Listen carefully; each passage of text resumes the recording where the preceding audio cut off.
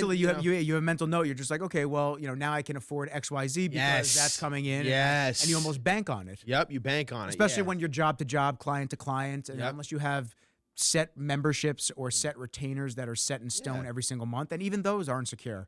Unfortunately, I've had people drop off from those where it was set in stone, and then all of a sudden it just dropped off a cliff, and you just sit there and you go, oh, okay, and then you're on the scramble to try to get new clients and new people in the door.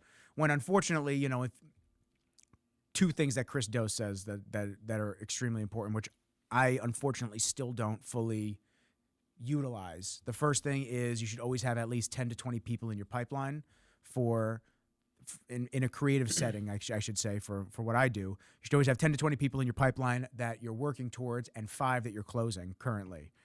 And being that all of it does wind up on my shoulders because I do work by myself, it becomes very difficult to constantly prospect while you're shooting, while you're editing, while you're dealing with current clients, and then obviously while you're trying to exist and live life. This isn't a complaint. This is just openly talking about some of the pitfalls and struggles of being an entrepreneur and somebody that works for yourself.